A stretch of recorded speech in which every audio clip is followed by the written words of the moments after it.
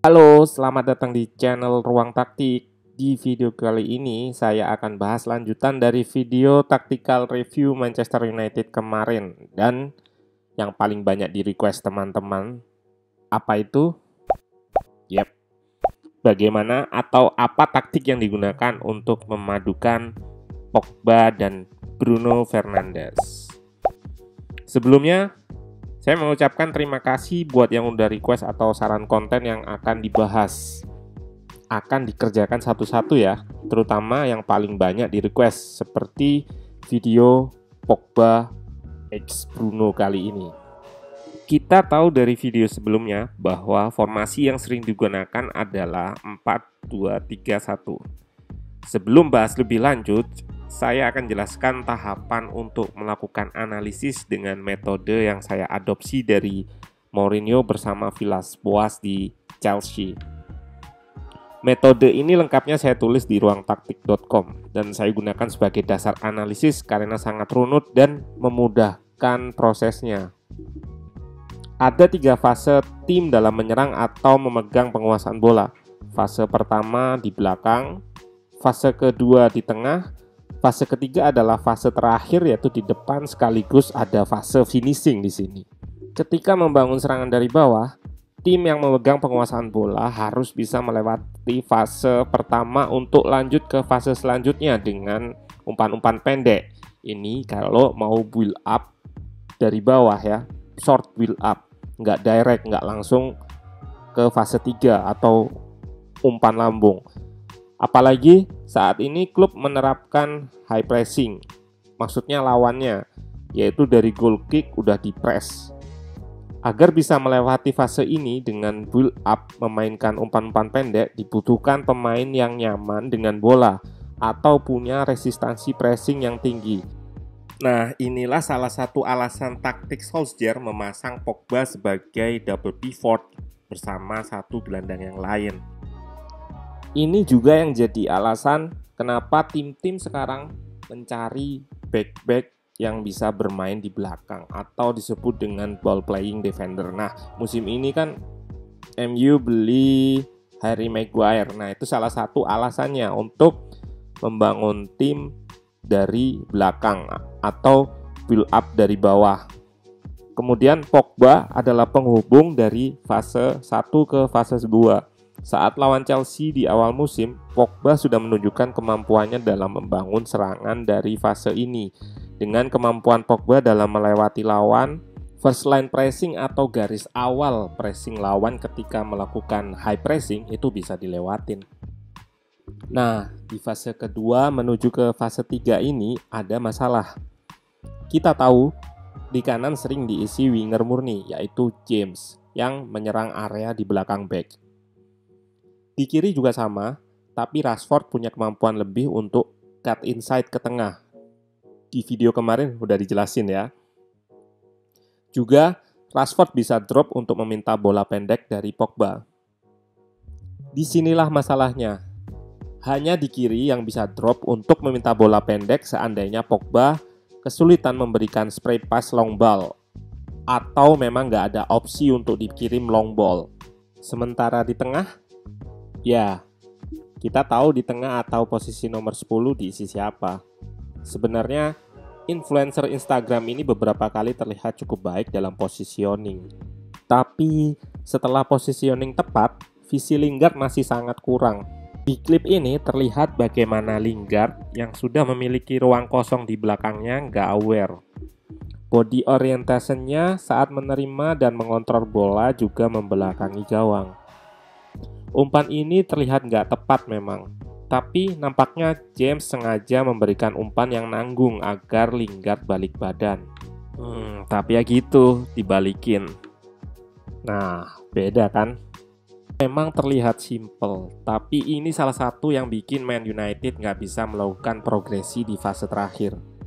Di klip tadi, masa iya Pogba lagi yang harus naik? Posisinya kan harusnya di depan back. Dan yap, masalah makin runyam saat Pogba cedera. Duet Fred sama McTominay sebenarnya nggak jelek, tapi mereka berdua kurang melakukan umpan-umpan beresiko yang menembus antar lini. Mirip-mirip umpan Carrick lah. Ini yang bikin permainan Man United saat lawan tim yang menerapkan blok rendah seperti Crystal Palace tadi tampak nggak ada kreativitas. Fred dan McTominay tipikalnya sama, box to box dan lebih ke ball winning midfielder. Matic sempat beberapa kali on form, namun kurang konsisten. Ditambah problem di nomor 10 tadi. Yap, inilah alasan pembelian Bruno Fernandes sangat tepat. Bruno akan banyak beroperasi di ruang antar lini, bermain di ruang yang sempit dengan visi yang tinggi, positioningnya juga bagus dan selalu demanding akan bola. Belum lagi umpan-umpannya yang akan memudahkan finishing di fase 3. Gak hanya itu, Bruno juga punya kemampuan bermain melebar. Dengan melebar, Bruno akan bisa melakukan overload di sayap atau half space dengan pemain lain. Banyak sekali hal yang bisa ditawarkan Bruno untuk Man United. Bahkan, di pertandingan lawan Wolves, untuk membantu mengalirkan bola dari bawah, Bruno bertukar posisi untuk mengisi pos gelandang bertahan. Ini menunjukkan Bruno bisa bermain di beberapa posisi. Saat di Sporting, Bruno bermain sebagai salah satu dari 3 pemain tengah di formasi 4-3-3. Kita tahu juga musim ini Man United sangat mengandalkan transisi dalam menyerang. Dan ini sangat sukses melawan tim Big Six seperti yang sudah dijelaskan di video sebelumnya. Tapi untuk target yang lebih, taktik dalam menyerang harus banyak variasinya. Salah satunya dengan memanfaatkan Bruno di fase 2 dan 3. Apa itu cukup? Menurut saya, belum. Pasalnya, beberapa kali Bruno kosong atau meminta bola, nggak dikasih. Padahal, posisi Bruno adalah posisi yang potensial untuk melakukan progresi ke depan. Pemain-pemain lain memilih umpan ke kiri atau ke kanan yang nggak menghasilkan progresi ke depan. Memang hal ini akan teratasi jika Pogba bermain.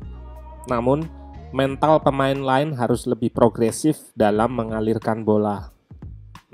Ngomong-ngomong soal Pogba lagi, dari posisinya, Pogba bisa naik dan membantu serangan kalau buntu dari second line. Ya, ada tambahan serangan lagi ibaratnya gelombang kedua. Lalu, outlet dari serangan harus ditambah. Kita lihat tim-tim besar punya outlet serangan yang banyak, jadi nggak cuman ngandalin Pogba atau Bruno. Fullback mereka pun juga melakukan serangan. Ini yang masih harus ditingkatkan dari fullback yang ada. Shaw oke, tapi semenjak cedera kurang eksplosif. Wan-Bissaka mungkin bisa disebut salah satu defensive fullback kanan terbaik, tapi untuk attacking masih kurang. Lalu dari set piece juga. Saat ini detail-detail seperti set piece dikerjakan dengan matang oleh tim lain. Hal yang belum saya lihat di Man United. Kehadiran Bruno ditambah Pogba akan sangat membantu penampilan Man United. Tapi itu tadi, jangan lupakan faktor-faktor lain yang sudah saya sebutkan. Oh iya, ada pertanyaan nih. Apakah bisa dimainkan semua? Jawabannya secara taktik bisa. Di pertandingan lawan Everton, Solskjaer menggunakan taktik baru dengan formasi 4-4-2 diamond. Formasi ini artinya nggak ada pemain sayap alias 4 diamondnya diisi pemain tengah. Jadi tentunya akan memperkaya variasi taktik. Apakah berhasil nanti? Belum tentu. Di menit 75 saat Matic ditarik, formasi balik ke 4-2-3-1. Oke, segitu dulu dari saya Sandy Pet Ranger di video kali ini. Sampai jumpa di video-video lainnya. Klik like kalau analisis ini bagus dan klik dislike jika dirasa masih kurang. Terima kasih sudah sempatkan waktu buat nonton ya. Bye.